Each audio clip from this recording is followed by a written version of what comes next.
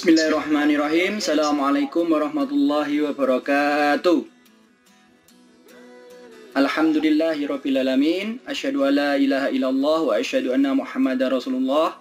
Allahumma sholli ala Muhammad wa ala ali Muhammad. Rabbi sohri sodri wa yasirli amri wahlul uqdatam min lisani yafqahu qawli. Rabbi zidni ilma warzuqni fahma. Selamat pagi rekan-rekan mahasiswa pendidikan olahraga yang saya banggakan. Pada kali ini kita akan belajar tentang dasar filsafat penjas. Filsafat yang mendasari adanya kebenaran dan menganggap kebenaran itu menjadi sebuah ilmu yang harus diaplikasikan. Rekan-rekan mahasiswa pendidikan olahraga yang saya banggakan, kita akan membahas dasar filsafat dalam pendidikan jasmani, olahraga, dan kesehatan. Apa toh filsafat itu sebenarnya dan mengapa penting untuk filsafat itu kita sampaikan atau kita pelajari? Kita akan mulai pelan-pelan dengan pentingnya filsafat. Nah, dengan referensi di Bajer 1995 ya, halaman 17, perubahan cepat yang terjadi dalam masyarakat itu memerlukan filsafat. Nah, filsafat di bidang pendidikan itu agar fungsinya tetap dapat bertahan. Jadi di profesi ya, guru pendidikan olahraga itu memerlukan juga filsafat karena keilmuan itu harus berdasarkan pada keterbaruan dari yang dianggap masyarakat itu perlu dan penting. Seperti contoh sederhana, pada saat pandemi saat ini, olahraga itu percaya kalau dapat meningkatkan imunitas tubuh. Artinya itu adalah mendasari untuk berolahraga karena imunitas tubuh itu dapat ditingkatkan atau dapat dijaga dengan cara berolahraga. Nah, begitu juga dalam materi-materi yang ada di pendidikan olahraga ya, pendidikan jasmani, olahraga, kesehatan itu juga mendasari apa yang terjadi di masyarakat dan kita kaji, kita jadikan materi. Seperti halnya contoh, kalau di SD, SMP, SMA itu ada olahraga bola besar. Olahraga bola besar itu dipercaya apa? Itu merupakan suatu cara masyarakat untuk bergerak, bermain, bersosialisasi. Maka diadopsilah adanya permainan dalam bola besar. Seperti halnya apa?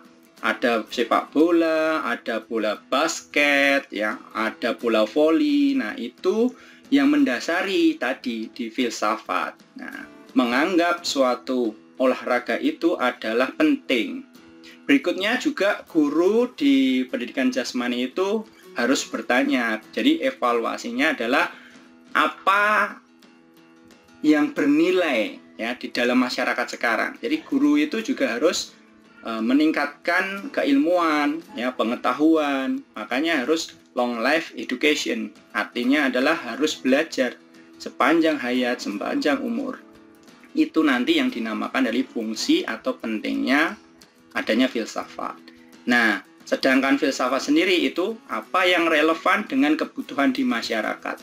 Itu yang mendasari adanya ilmu. Itu yang namanya adalah filsafat. Nah, selain itu, terus Pak, untuk hubungannya dengan peserta didik atau siswa atau mahasiswa, kenapa filsafat itu diajarkan? Ini untuk menentukan apa yang akan dilakukan ya dalam mata pelajaran pendidikan olahraga. Seperti halnya apa Pak? Anak akan bergerak. Bergerak itu didasarkan atas kebutuhan. Contoh senam lantai. Senam lantai fungsinya untuk fleksibilitas, untuk kelentukan. Itu yang mendasari supaya anak nanti ketika dia dalam kehidupan sehari-hari itu ketika jatuh, ketika dia melakukan kontraksi untuk gerak, itu dia dapat melentukkan atau memanjangkan kontraksi ototnya sehingga tidak mudah cedera atau tidak mudah sakit. Itu salah satu yang mendasari dari pentingnya filsafat itu dilakukan dan diberikan dari guru untuk peserta didiknya.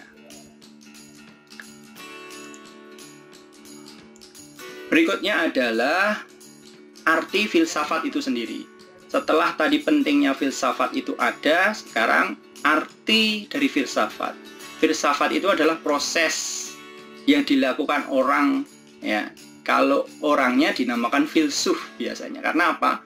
Memikirkan dasar ilmunya, ya. Tentang apa? Kalau filsafat itu berarti tentang apa yang ia pikirkan, kontemplasikan, atau dia renungkan, dia bayangkan, imaginary, tentang apa? Tentang kebenaran itu sendiri.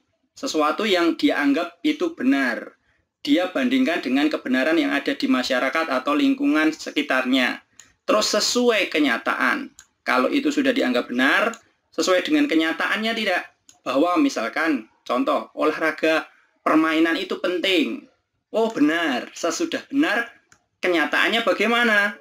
Ternyata di masyarakat banyak diminati. Oh ternyata bermanfaat juga. Berarti sesuai dengan kenyataan yang sebenarnya. Dan nilai ini adalah sesuatu yang dianggap baik. Oleh siapa? Ya oleh kita, oleh tuntunan, atau oleh pedoman, juga oleh kebiasaan atau budaya di dalam masyarakat. Jadi nilai itu adalah sesuatu yang dianggap baik. Nah, inilah yang dinamakan cabang ilmu filsafat.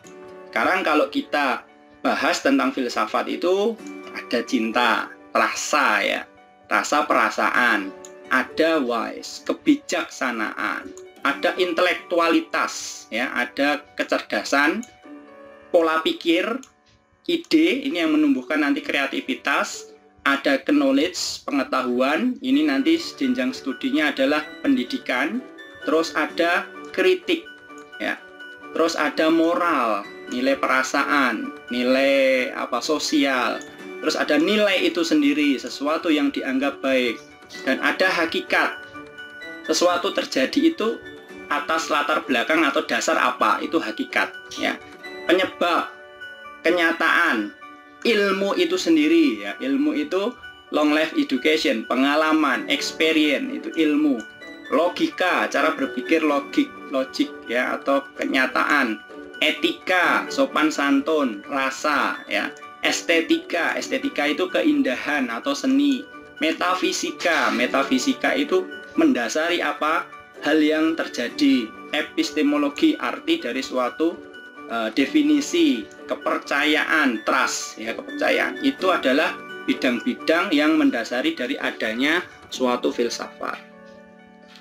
Selanjutnya kita akan membahas juga tentang cabang dari filsafat ya. Filsafat itu memiliki cabang-cabang yang menjadi fokus dari pengetahuan ya.